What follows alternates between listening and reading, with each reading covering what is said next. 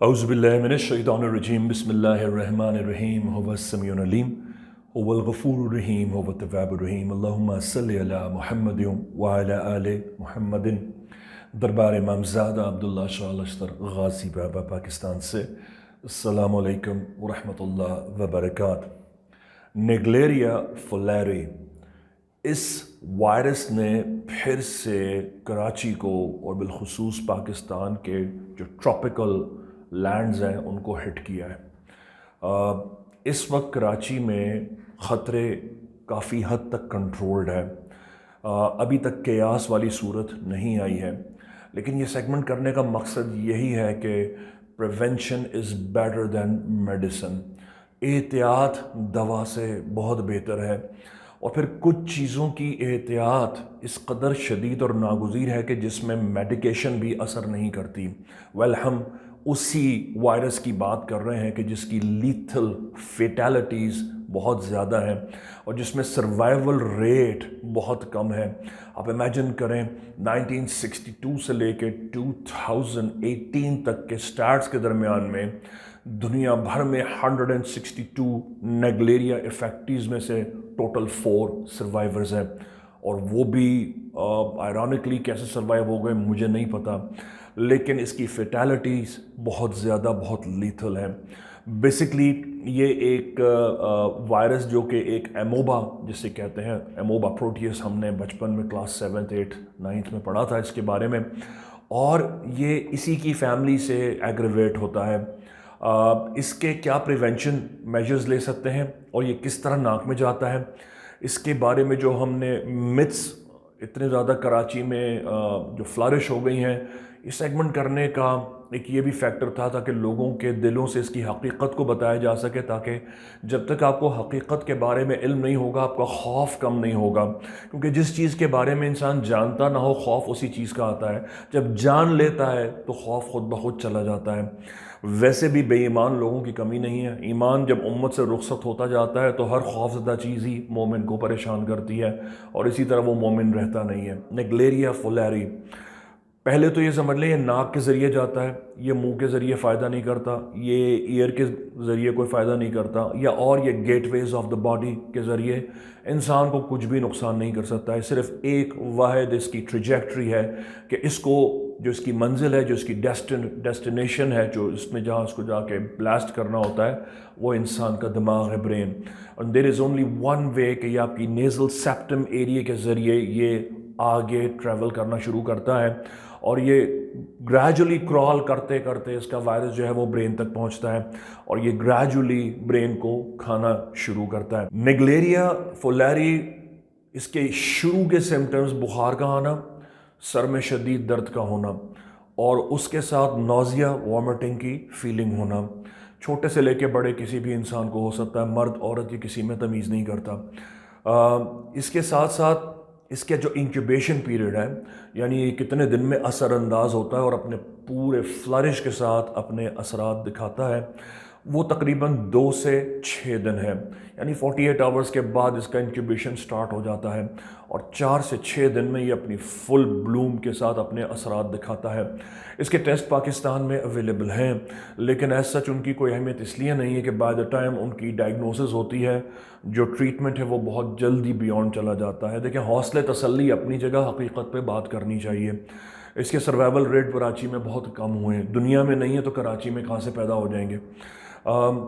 اس کی یہ بھی بات اب آپ کو میں اصلاح کر دینا چاہتا ہوں کہ لوگ سمجھتے ہیں کہ آرام سے پانی سے یہ ٹریول کر جاتا ہے، اس کا ناک میں پہنچنا بڑا مشکل کام ہے، اور اس کو ناک میں ٹریول کرانے کے لیے اور اس کو برین تک آگے جانے کے لیے بہت تھرسٹ کی ضرورت ہے، یعنی صرف ناک میں پانی ڈالنے سے یہ برین میں نہیں چڑھتا، آلدو اگر اس میں موجودگی ہے بھی نیگلیریا کی تو یہ ناک میں اتنی جلدی سے نہیں چڑھتا جب تک اس کو جھٹکے سے نہ ڈالا جائے۔ یہی وجہ ہے کہ میں نے جتنے کیسز نیگلیریا کے سٹڈی کیے ان میں پیشنٹس نے یہ بات بتائی تھی کہ ان کے جو افیکٹیز تھے یا ان کے جو ڈیسیز تھے، جو فوت ہوئے تھے، انہوں نے پانی میں جمپ لگائی تھی یا انہوں نے پانی کے اندر سر لے کر نیچے گئے تھے اور دیر تک وہ پانی کے اندر یا تو ریمین ڈائیو کے ساتھ رہے یا انہوں نے پھر اندر سانس لیا یا انہوں نے ببلز جب آکسیڈائز کیے تو اوپر آئے تو اس وائرس کو اندر اتنے پریشر سے جانے کا موقع ملا۔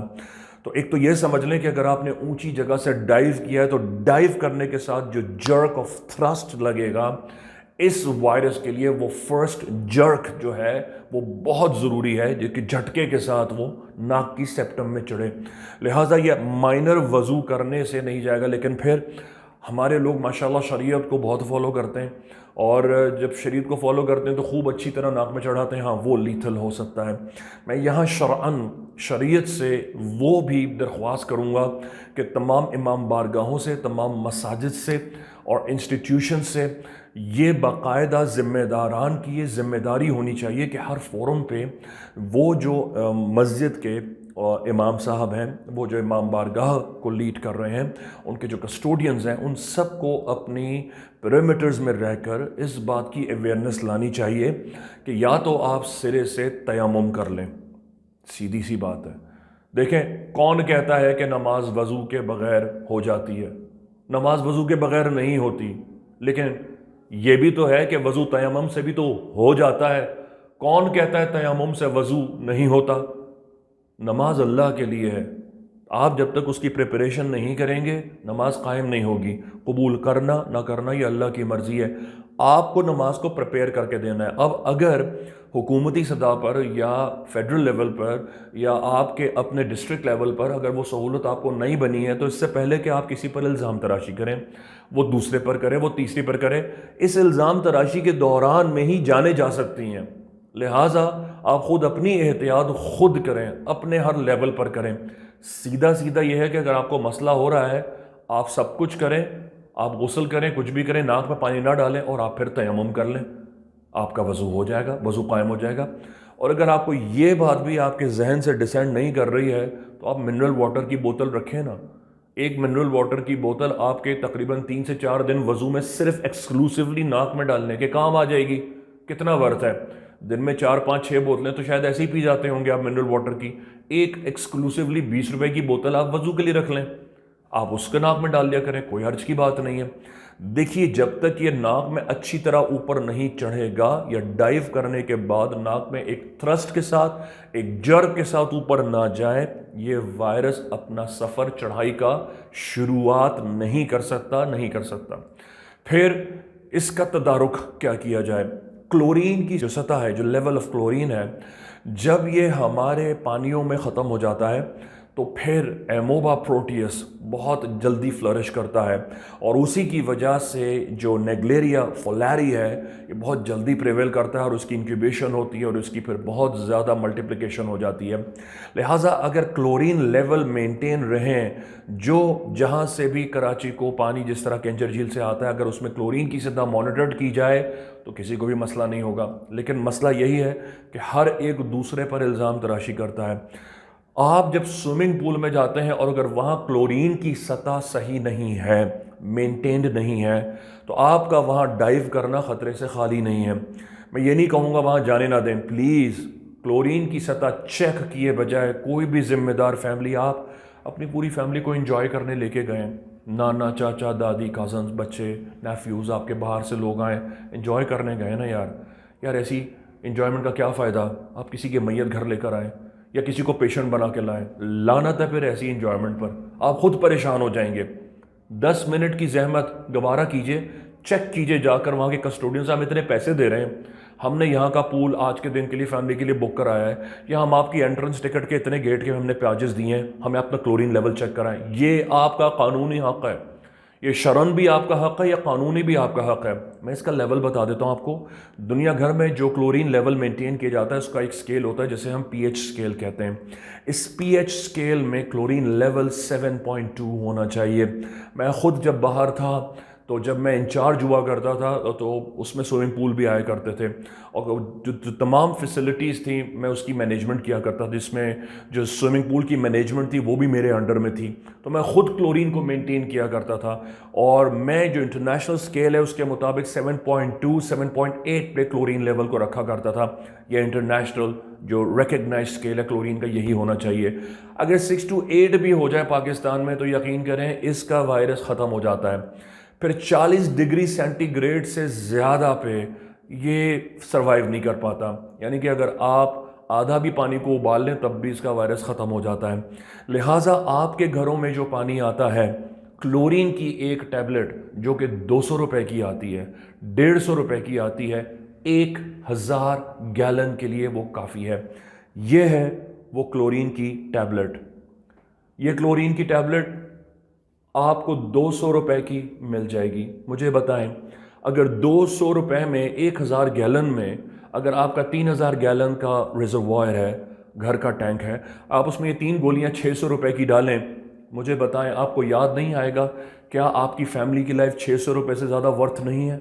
اگر 1000 گیلن ہے تو آپ 1 گولی ڈالیں، 500 گیلن آتا ہے آپ آدھی گولی ڈال لیں۔ ہر جگہ کلورین کی ٹیبلٹ دستیاب ہیں۔ اس کا وائرس پونڈز میں، شارٹ ریورز میں، جو شارٹ سٹریمز ہیں، جوہر ہیں جہاں پانی جمع ہو جاتا ہے، جو فلوئنگ ریورز ہیں جیسے دریا سوات وغیرہ ہے، اس میں ہائیلی ان لائکلی اویلیبل ہو۔ دنیا میں یہ وائرس ساری دنیا میں جو سب سے زیادہ جہاں فلرش کیا اور ہٹ کیا ہے وہ ہے یونائٹڈ اسٹیٹس کی ایک اسٹیٹ ہے منیسوٹا، اور منیاپولس منیسوٹا، اور میں الحمدللہ وہاں رہا ہوں۔ تو منیسوٹا میں ایکچولی 10,000 لیکس ہیں، اور یونائٹڈ اسٹیٹس کی تمام ریاستوں میں سب سے زیادہ مشہور اسی لیے ہے کہ یہاں 10,000 سے زیادہ لیکس ہیں۔ ایکچولی یہاں 12,500 سے زیادہ لیکس ہیں، لیکن برسا برس سے ایک چیز مشہور ہو گئی ہے۔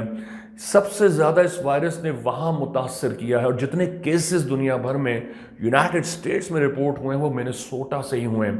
تو وہاں جوہر میں، پاؤنڈز میں اس کی جو فلرشمنٹ ہے وہ فلرشنگ لیول تک بہت زیادہ ہوتی ہے۔ پاکستان میں میں یہاں کے ذمہ داران سے درخواست کروں گا، اے سی لیول پہ، ڈسٹرکٹ لیول پہ ڈی سی صاحب سے، ان سے میں کہوں گا، درخواست نہیں کہوں گا، ان سے کہوں گا یہ بات، دیکھیں درخواست نہیں کی جاتی، یہ میرا قانوناً اور پاکستانی شہری کی حیثیت سے میرا حق ہے میں آپ سے پوچھوں کہ آپ نے میرے عوام کے لیے، ہم عوام کے لیے اس جگہ کو محفوظ بنایا کہ نہیں بنایا؟ آپ کو اس بات کی تنخواہ ملتی ہے، پلیز ایک نمائندہ ٹیم بنائیں اور جا کر انہیں بھیجیں، تمام پولز کے اندر وہ جا کے پی ایچ اسکیل چیک کریں اور آپ کو آ کے رپورٹ دیں، پلیز ان کو فائن کریں، ان کو جیلوں میں ڈالیں، ان کو بتائیں وہ عوام کے ساتھ کیوں کھیل رہے ہیں۔ ہر لیول پر آپ ہر سطح پر اس کی سکریننگ کرتے ہیں، پلیز پول کی بھی سکریننگ کیجئے۔ کتنا آسان میسج ہے آپ کا، ایک بار صرف اس بات کو وائرل کرنا ہی کہ آپ اس مہینے اتنے پولز کو وزٹ کریں گے۔ یقین کریں اے سی صاحب اور ڈی سی صاحب، آپ اس میں سے 100 میں سے 10 پولوں پہ بھی نہ جائیں، صرف آپ کہہ دیں گے نا کہ آپ وزٹ پر آ رہے ہیں، یہ 1-1.5 مہینے تو جو سمر ویکیشن بچوں کے لیے آ رہا ہے نا، یہ تمام پولز کا سیکیورڈ ہو جائے گا۔ کہ اللہ پاک ہمیں ناگہانی وبا سے اور مرائض سے اور حادثات سے بچائے۔ یہ بہت لیتھل ہے اور اس کی جان لیوا موت ہے۔ اس میں سیجرز ہوتے ہیں اور میننجو ایفیکٹس، میننجائٹس کی حد تک اس کے جو سیجرز ہیں، ایپیلیپٹک حد تک اس کے سیجرز ہوتے ہیں، ڈیزینس ہوتی ہے، بہت ہیڈ ایک کے ساتھ مریض جاتا ہے۔ پلیز اللہ کسی دشمن کو بھی یہ نہ عطا کرے کہ امام زمانہ کا ظہور فرمائے۔ بحق غازی یا غازی۔ دربار امامزادہ عبداللہ شاہ لشکردی سے السلام علیکم ورحمۃ اللہ وبرکاتہ۔ وعلیکم السلام ورحمۃ اللہ وبرکاتہ۔ میں حیدرآباد سے آیا ہوں، مجھ سے کوئی بھی ہدیہ یا کوئی بھی ڈونیشن نہیں لیا گیا ہے۔ ماشاءاللہ سے یہاں کا ماحول اچھا ہے، بھائی جان کی اخلاق اور ان کا انداز ماشاءاللہ مجھے بہت پسند آیا، اور لوگوں نے بہت تعریف کی۔ جن لوگوں کا علاج ہوا ہے ان لوگوں کے ذریعے میں یہاں پر پہنچا ہوں۔ کافی لوگوں کا علاج ہوا ہے، انہوں نے یہ کہا کہ آپ بھائی جان کے یہاں پر جائیں اور انشاءاللہ آپ کا علاج ہو جائے گا، اور فی سبیل اللہ سب کچھ، کوئی کابینہ یا کوئی 1 روپے کا سوال بھی نہیں کرتا ہے آپ سے۔ اچھا بھائی، جیسا کہ آپ کو پتہ ہے کہ حال میں دربار پہ بھائی جان کی حاضری پہ پابندی لگا دی گئی ہے، اور اسی حوالے سے ہائی کورٹ میں کیس بھی چل رہا ہے، تو اس حوالے سے آپ کیا کہنا چاہیں گے؟ भाई जान के ऊपर तो असल में पाबंदी होनी नहीं चाहिए। वो तो उनके ही सिलसिले से मतलब सब कुछ कर रहे हैं, उनके नाम से ही सब कुछ हो रहा है। और बल्कि 2 नफिल भी वो बताते हैं हर मरीज़ को कि अब्दुल्ला शाह गाज़ी के लिए साले सवाब के लिए 2 नफिल भी अदा करने। तो इससे लिहाज से तो उन पर तो बल्कि गैर मुस्लिम भी आ सकता है। इस पर मज़ार शरीफ पे तो इन तो भाईजान की हाज़िरी तो नाम मुमकिन होनी ही नहीं चाहिए, इनकी तो हाज़िरी होनी चाहिए लाजमी। वालेकुम सलाम। दवाई भी मुझे मिली है, कोई हदिया नहीं लिया गया माशाल्लाह। इंशाल्लाह मुझे अपने इमाम ज़ादा की बहुत उम्मीद है कि वो मुझे इंशाल्लाह यहाँ से शफ़ा दिलाएंगे, मैं ठीक हो जाऊँगा। और कोई हदिया नहीं लिया, ना कोई फ़ीस, बल्कि हमारी खिदमत भी की इन्होंने हर तरह से। हम तो ये कहेंगे कि ये इस तरह की कोई पाबंदी नहीं होनी चाहिए। जिन लोगों ने पाबंदी लगाई है उनको हटाकर इमाम ज़ादे की हाज़िरी तो हर वक्त ही होनी चाहिए और इनके लिए आसानियाँ पैदा कर दे अल्लाह ताला, और इनको इमाम ज़ादे के दरबार में वापस आ जाएं तो बहुत अच्छी बात है। हमारी दुआएं।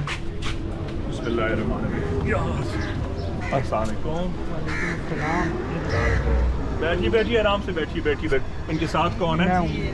क्या हाल है, कैसे हो?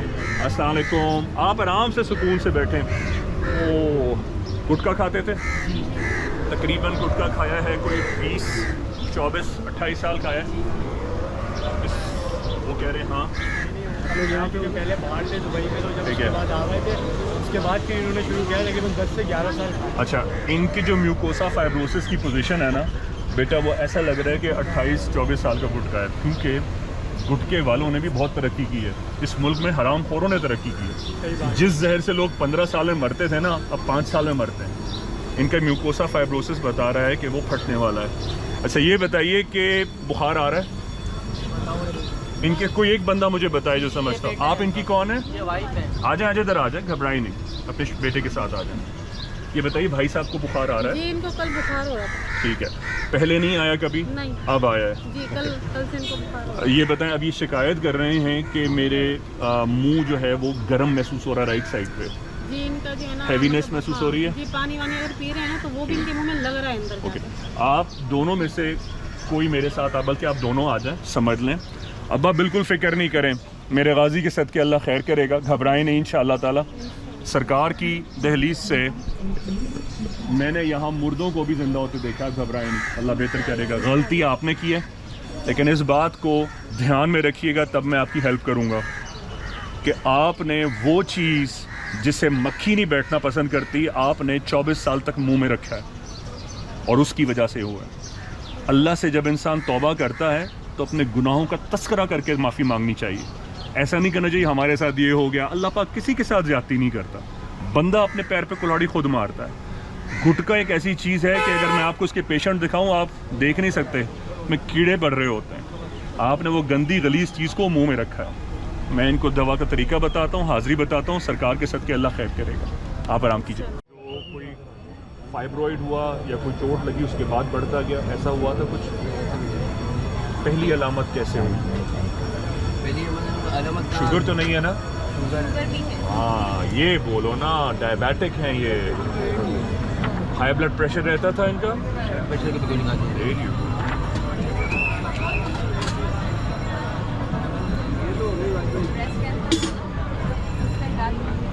वही तो कह रहा था, ब्रेस्ट कैंसर में जो फाइब्रॉइड होता है, जिसे सिस्टिस फाइब्रॉइड कहते हैं, वो एक तो खुद से डेवलप होता है और एक किसी की ज़रब या चोट लगने से। फॉर एग्जांपल पोता नवासा कोई आया गोद में लिए, उसे टक्कर मार दी, अब वो डेवलप होता रहेगा।